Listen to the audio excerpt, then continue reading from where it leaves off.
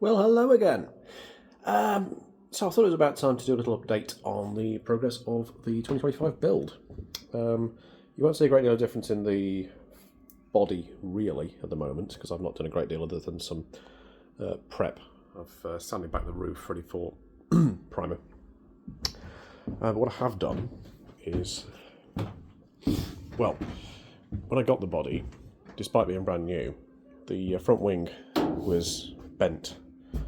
I tried unbending it manually, but that led to it becoming unusable, so decided it was easiest just to drop £100 on a heritage wing and weld it on. So that's done.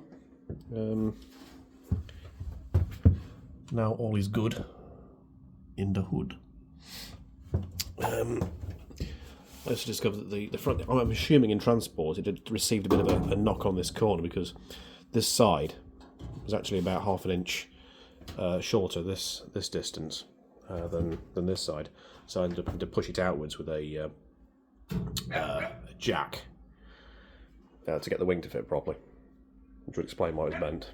Anyway, second thing I've done is install a bulkhead box so I can get my Weber in there.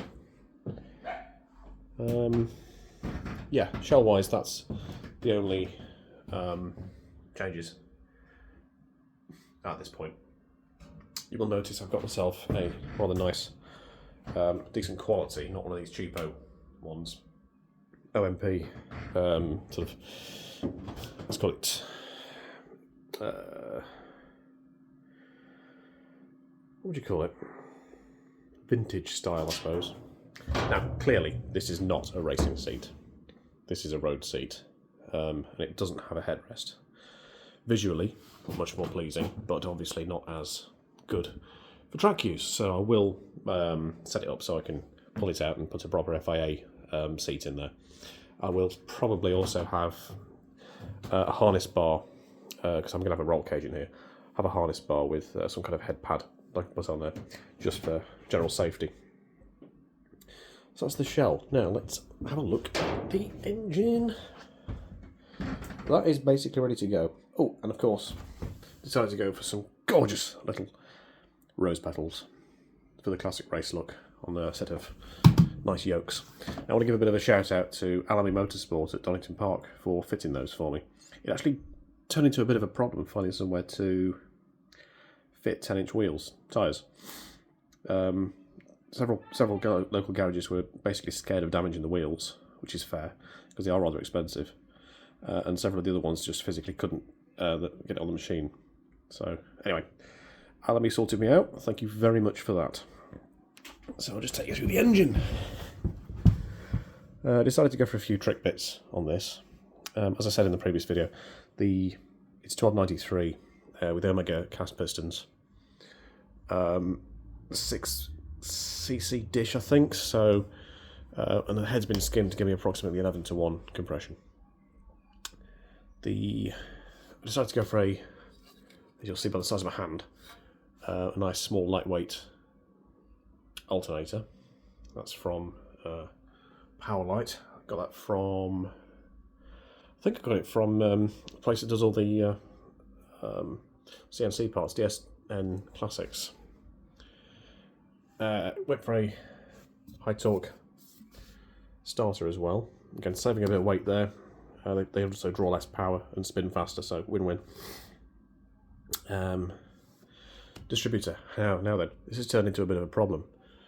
The first distributor I bought was a Alden Yellow, and you would think Alden, being a classical old school British make, would be good quality, and everyone's happy. Apparently not.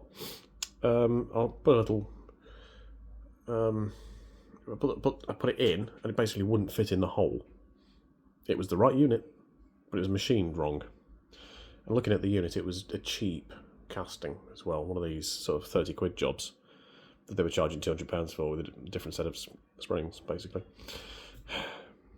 Maybe they did some extra stuff in there, I don't know, to justify the cost, but anyway, this was more expensive, but this is a 123 ignition unit with electronic ignition built in. and 16 different glass sectable magnification maps or curves, call it what you like. Thankfully, it only needs 2 wires, so it gets its earth from the block, it gets its signal from the negative, and it gets its positive power from the positive on the coil. So that's nice and neat. And I'll just take it around this side because this is the bit that I particularly like on these. Another DSM Classics piece there, and a vernier cam timing gear from MED. Very, very much like these. It gets rid of the black plate, so it gets rid of a source of leaks, and it's got an O-ring all the way around on the front plate, so it will not leak. So that's the engine.